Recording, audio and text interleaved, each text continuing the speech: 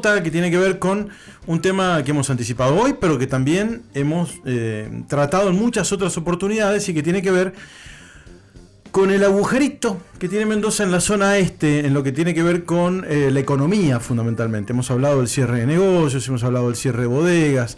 La zona este de Mendoza que fue muy productiva, tal vez la primera en tirar a Mendoza hacia arriba hace 140 años, como lo contó el historiador Pablo Lacoste en una columna ayer en el diario Memo. Ahora está deprimida, no encuentra su razón de ser, y lo hablábamos con el intendente Raúl Rufeil. Están buscando cómo salir hacia adelante. Pablo Lacoste, buen día, un gusto saludarte. ¿Qué tal, Gabriel? Un gran abrazo, un placer estar de nuevo en contacto con ustedes. Bueno, el gusto es nuestro, Pablo.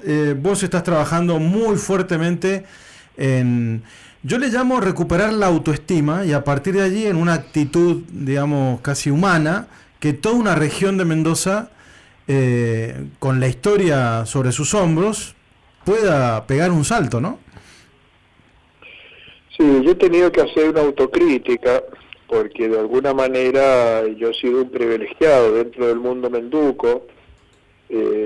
Tuve la oportunidad de escribir 15 libros de Mendoza, de distintos temas, del Pehuenche, para impulsar el desarrollo del sur, del ferrocarril trasandino para el desarrollo de la zona central, de los vinos, de la política. Y me di cuenta y tomé conciencia de que se me había quedado el este, o sea, me interesé por el Valle de Uco, por la primera zona, por el sur, pero el este se me pasó, y es lo que le ha pasado a casi todos, y es lo que le ha pasado a los gobiernos, le ha pasado a la clase dirigente, a la clase empresaria. Y entonces empecé a bucear un poco y me encuentro que es un tesoro y lo hemos dejado ahí abandonado a su propia suerte, arrinconado, aislado, y esto es un tema grave, ¿no? Porque ahí está el corazón, de ahí Mendoza se convirtió de un lugar artesanal en un lugar, una potencia de la industria vitivinícola. Y esto hay que hacer un operativo urgente para recuperarlo, porque no podemos dejar que el corazón deje de latir, ¿no? El corazón de la provincia. Ahora, está claro, Pablo, que no es volviendo a hacer lo mismo de antes, ¿no? Porque, qué sé yo, la gente en el mundo deja de consumir vino, el vino del este ha sido más bien un vino, digamos, de consumo popular y no uno de elite, como le pasó, por ejemplo, a la primera zona en primer lugar y luego al Valle de Uco, ¿no? Entonces, ¿qué tiene que hacer el este? Bueno, entonces, lo que hay, obviamente hay que pensar un nuevo modelo de desarrollo y hay que buscar en sus propios recursos, en su identidad, en su gastronomía, cómo puede generar otra actividad. Y la actividad del turismo, del agroturismo y del enoturismo, pueden ser un espacio de desarrollo. El este tiene una identidad propia, no tiene obviamente las bellezas escénicas que tiene el Valle de Uco o el sur, pero tiene otra zona, otro lugar. Entonces hay que mirarlo, por ejemplo, desde la película Yellowstone, que ya dentro de poco vamos a publicar un análisis de eso, que los tipos se dieron cuenta que había una identidad maravillosa ahí. O sea, Montana no tiene los grandes paisajes que hay en otras partes de Estados Unidos, pero tiene una identidad con la gente que fue a poblar ese lugar, sus estilos de vida, su artesanía, sus valores, y eso tiene su belleza. Tiene una belleza distinta de la belleza de Nueva York, distinta de Los Ángeles y California, con otros elementos. Bueno, ellos se pusieron a trabajar, lo profundizaron y se dieron cuenta que había un tesoro, y bueno, y la serie ha causado furor en el mundo. Ya tienen 6 temporadas, la sexta viene en noviembre, tienen 2 precuelas, es una cosa alucinante. Yo entrevisté a varios norteamericanos sobre cuál es el secreto de ese éxito, y es que justamente a través de la tecla, rescatando la identidad de un territorio que lo había tenido en un costado. Entonces ahí tenemos toda un área para pensar y reflexionar. Y lo otro que me puse a estudiar es Café con Aroma de Mujer de Colombia, que pasó lo mismo. Entonces en Colombia entra en crisis el precio del café después de que cae el muro de Berlín y se rompen las regulaciones de los mercados, y ellos entonces se giran hacia el turismo cafetero, y mostrar con orgullo las haciendas cafeteras, el estilo de vida. Y hoy hay toda una maquinaria gigantesca de turismo, que es el segundo ingreso más importante que tiene Colombia, y por ejemplo te reciben a la gente en las casas donde viven los cosechadores de café. O sea, han ido reacomodando esas estructuras para ofrecerle al mundo la posibilidad de conocer otro lugar, otros paisajes culturales, otros elementos identitarios, utilizando la infraestructura que hay, la cultura y poniéndola en valor. Y esa serie hace brillar la producción de café. Te hablan de la pasilla, del café honey, que lo vas a hacer fermentar, que lo vas a tostar, bueno. Entonces también fui a hacer eso, hablé con los colombianos, conocí el lugar, hablé con los tipos, con los turistas, porque hay gente de todo el mundo que va por la serie, o sea, la serie causó un impacto maravilloso. Hay un flujo turístico de todos lados, y que van a ver cómo se hace el café, digamos, con esos estilos, esa cultura del café. Una mujer de República Dominicana me dijo que la serie le impactó porque mostraban la cultura del café, más allá de la historia, que puede ser mejor o peor, pero mostraban la cultura del café con todo detalle, con orgullo. Bueno, estas son un poco las ideas que me parece que habría que ir impulsando para desarrollar el fortaleciendo primero toda la infraestructura para poder recibir turistas y mostrarle ese lugar al mundo, y después visibilizarlo a través de una serie de Netflix o una película, claro, o algo así.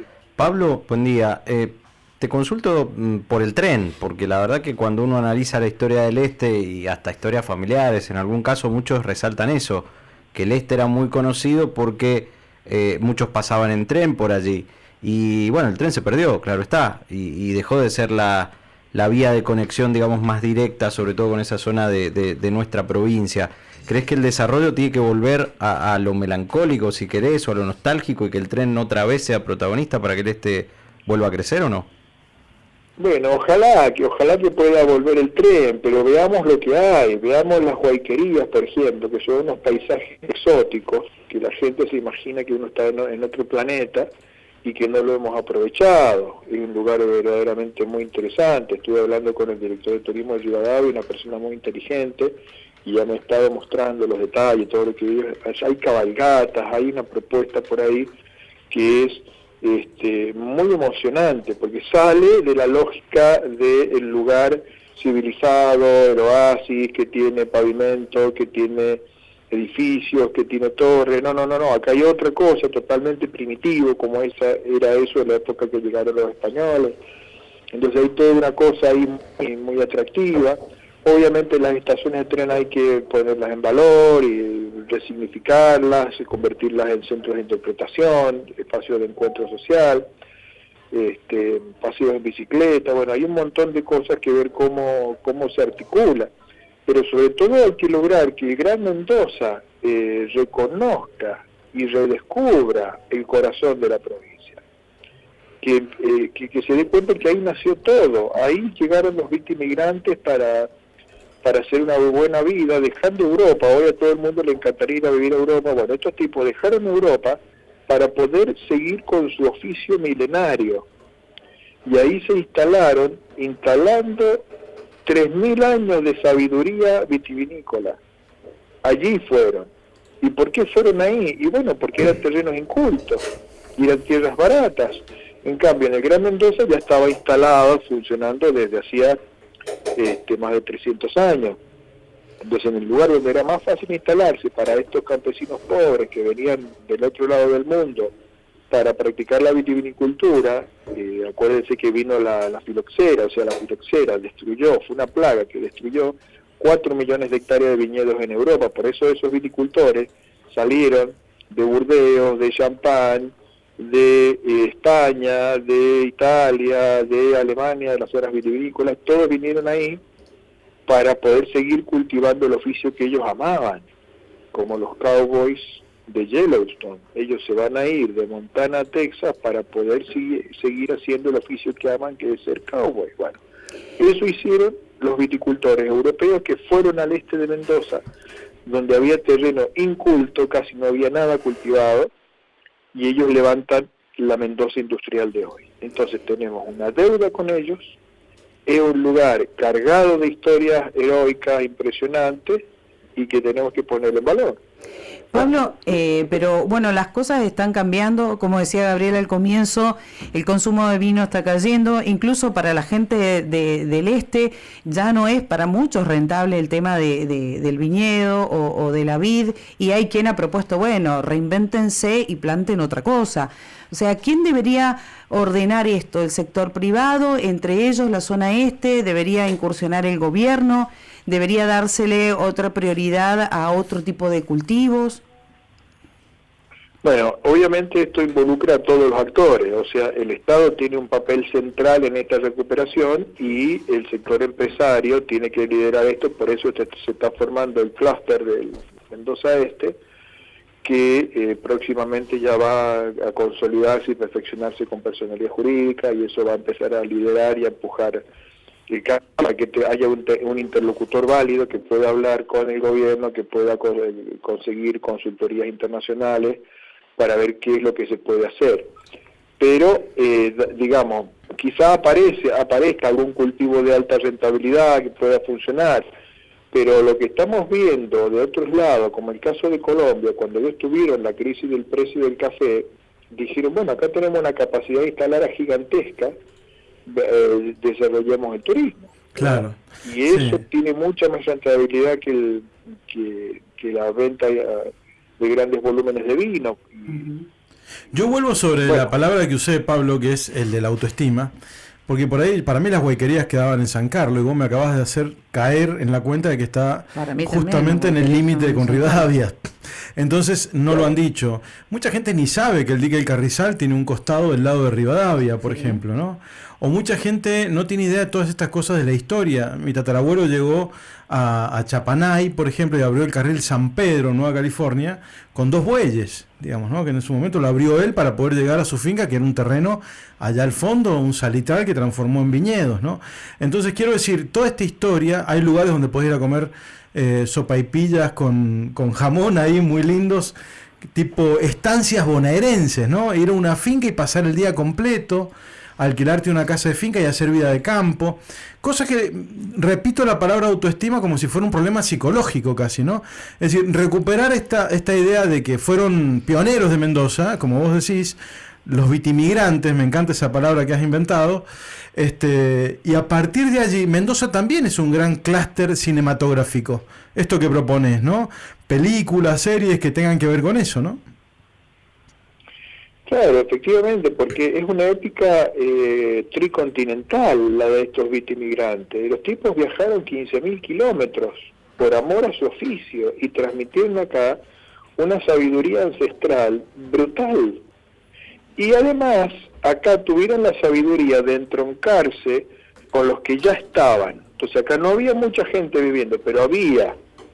Y los que había eran tipos muy interesantes. Tenemos a Isaac Estrella, que fue intendente de Rivadavia, y el tipo era un referente del rosismo, de la cultura del mate, de la cultura del gaucho, del amor apasionado para defender la Argentina cuando es atacado por grandes potencias globales. Entonces eso es también un elemento muy poderoso de cohesión. Y el Bonarda, que entró a la Argentina en la época de Rosas, fue cultivado primero en Entre Ríos, llega y se adapta muy bien a la zona este, y estos vitimigrantes tuvieron esa flexibilidad de decir, bueno, vamos a cultivar el Bonarda, vamos a cultivar las cepas francesas de Puget y Sarmiento, y vamos a cultivar las cepas hispano-criollas de la antigua herencia española.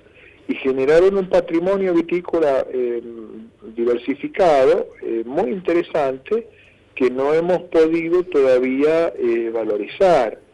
Y además ellos también preservaron la tradición de los huarpes. Aún hoy se hacen en el este alimentos con harina de algarrobo. Como el patay, por ejemplo. Claro, entonces se pueden con eso hacer unos brownies que hagan maridaje con los vinos de uvas criollas, se puede desarrollar ahí todo un espacio gastronómico que está vivo, está latente. El drama es que los menducos nos hemos ido fagocitando con esta visión de gran ciudad, digamos que todo tiene que pasar en el mundo del pavimento, la industria, la torre, la parte urbana, y nos hemos olvidado de desarrollar esto y estamos automutilándonos, dejando que se caiga un lugar impresionante. Bueno, no tenemos por qué ir nosotros al este, digo, se le puede vender al exterior, a los porteños, una vida relajada. Yo recuerdo algunas otras cosas, ¿no? Fue una lástima que derribaran en Rivadavia el hotel de inmigrantes, que era una réplica de lo que pasó en la ciudad de Buenos Aires, con toda su historia, ¿no? Porque podrían haber hecho algo ahí, pero qué sé yo, tenemos casos como Enrique Gaviola, es un mendocino que podría haber sido Nobel, ¿no? Que un tipo impresionante que era de Rivadavia, o el de Hugo Fregonese, el único mendocino que triunfó en Hollywood, ¿no? Cosas que hay que rescatar, que no las sabemos, pero que se tienen que empoderar en los municipios también con eso, ¿no? Y está bueno este clúster que se está armando, porque pueden tomar todas estas historias, además de la economía y la gastronomía identitaria, y hacer con eso el atractivo, ¿no? Para que todos vayamos al este y también vayan los turistas, que es lo que cuesta un poco más, ¿no? Me parece que Maipú, que se puede decir que es parte del este, lo entendió mejor, ¿no? Bueno, claro, Maipú tiene el restaurante de Pepe Zucardi en Beltrán, tiene los vinos de primera zona, pero claro, tiene la ventaja de estar más cerca. Sí. Está metida en el Gran Mendoza. Claro, se incorporó mejor y aprovechó mejor eso, y el este sigue percibido para el mendocino medio del Gran Mendoza como algo un poco lejano. Pero bueno, hay que abrir la cabeza. Mire, yo viví un tiempo en Buenos Aires, como unos 7 años, cuando estaba estudiando allá, y me acuerdo que la salida de la gente de Buenos Aires es salir de la ciudad, ir a un lugar donde no ver torres, no ver edificios. Y le encanta a la gente agarrar el auto, viajar 1 hora para ir, por ejemplo, a Luján, para ir a una casa, digamos, una de estas antiguas haciendas, que te sirven un asado, que te tomas un mate, estás ahí charlando, tomando el fresco, y no hay montaña. Y hay muchos lugares que son destinos turísticos espectaculares y no hay montaña. La principal ruta del vino de América del Sur, que es la ruta de Colchagua, en el centro de Chile, que tienen hoteles de 5 estrellas, que tienen el Museo del Automóvil con autos de Fórmula 1, bueno, no tiene montaña. Es un destino que los empresarios se obsesionaron, pusieron el trabajo, la pasión, y levantaron una ruta del vino de clase mundial, y no tienen montaña. Bueno, ahí has dicho algo, el complejo algo clave, de que Pablo. solo con montaña se puede hacer turismo, claro. Vos hablaste de los empresarios, y acá otro de los dilemas es quién pone la plata, ¿no? Porque mucho de lo que se hace es, bueno, que el Estado subsidie, que el Estado ponga la plata, que el Estado nos ayude, que el Estado nos saque encima. Por ahí tendría que haber también una iniciativa privada que diga, vamos a hacer estos centros no sé, en el medio de la Ruta 7, un centro de atracción que lo inicie el sector privado, ¿no? Que esperan a que lo desarrolle el Estado y después pidan la concesión a través de su lobby, ¿no? Está faltando a lo mejor también eso, saber quién pone la plata y que no todo lo ponga el Estado, ¿no? No, por supuesto, obviamente hay algunos activos, por ejemplo tenemos ahí Mendoza Ballon, que tiene los globos aerostáticos, eso es lo mejor, los globos que se ofrecen en el cono sur de América. Si no es esto, tenés que irte a Turquía, porque realmente es muy difícil que haya un lugar con suficientes vientos, que no sea peligroso. Bueno, lo encontraron, y en Junín hay una oportunidad maravillosa de hacer paseo en globo aerostático. Ahí hay un elemento interesante. Y así como eso, bueno, hay que ir promoviendo una cultura de inversión en ese territorio, de hacer algo que sea impactante y que pueda generar esos flujos, ¿verdad? Tenés fábricas de aviones, tenés tenés muchísimas cosas en la zona este de Mendoza, pero claro, está faltando que se muestren en completo. Esto hasta un aeropuerto que puede llegar a ser grande, que hay un proyecto también a largo lindo plazo. Cuando vas a San Martín están los avioncitos dando vueltas, claro. Que cuando inauguraron el shopping ahí, el Totem Boulevard en San Martín, por ejemplo, fue espectacular porque hubo vuelos artísticos de los aviones y estaban los globos de Junín presentes en un atardecer aparte rojo, maravilloso, con fiesta. Y vos decís, ¿por qué no hay más de esto en este lugar, no? Está muy deprimida la economía y está deprimida la gente. Y lo peor es que cuando se deprime el líder del lugar, ¿no? Que no se depriman los líderes políticos o líderes económicos, ¿no? Sí, mire, el punto es que todos los actores que tienen peso económico, yo espero que se puedan involucrar. Bien. Y eso yo lo vi en Cahors, en Francia, el lugar donde es la cuna mundial del Malbec. Ahí se hizo un evento para mostrar el Malbec al mundo, trajeron a escritores del vino de todos los países y todo, y ellos mostraron su territorio. Y era muy emocionante que uno de los atractivos era que te daban un paseo en autos de colección de 1920, esos autos carísimos que cuestan fortunas, y los que los manejaban eran los dueños, o sea, eran los playboys multimillonarios que por amor a su territorio se ponían al servicio del clúster de desarrollo de Cahors y ofrecían ellos llevar a los visitantes a dar una vuelta para ver los chateaux, ver el río Lot, el Garona, ver los lugares donde pasó Ricardo Corazón de León. O sea, ellos no ganaban nada, absolutamente, pero te hacían un paseo de 1 hora o de 2 horas por lugares de la antigua Francia medieval, donde estuvo el Papa Juan XXII, que fue el Papa que tomó Malbec cuando fue Papa, bueno. Todo eso. Pero ¿por qué lo hacían si ellos no iban a ganar nada? Porque no, por amor a su territorio. Sí, tal cual. Porque ellos saben que si el territorio crece, crecemos todos. Y en Cahors encontré una cosa impresionante. Se han puesto de acuerdo todos los viticultores para hacer el marketing todos juntos. Son chiquitas, son empresas de 10 hectáreas, 20 hectáreas, y tienen un lema: el grupo es mejor que el mejor del grupo. Buenísimo, ¿eh? Y con eso trabajan y van avanzando y van creando una corriente de opinión y van instalando el producto, atraen turistas. Bueno, eso es lo que yo espero que pueda surgir en Mendoza Este. Muy bien, Pablo, buen laburo, buena columna tuya ayer, Mendoza Este, 140 años, y bueno, un gran saludo a toda la gente del Este que cuenta estas cosas, ¿no? Lo de la Tebaida, que lo cuenta mucho Juan Marcelo Calabria, la casa de San Martín, la finca de San Martín, o Marcela Muñoz Pan, con sus historias también desde el este de Mendoza. Hay mucha gente que está haciendo un esfuerzo y se tiene que multiplicar. Gracias, Lacoste. Bueno, muchas gracias, gran querido Bravo, gracias Hernán, gracias Evangelina, y seguimos en contacto. Abrazo. Un abrazo grande. El historiador Pablo Lacoste. Tenés que saberlo.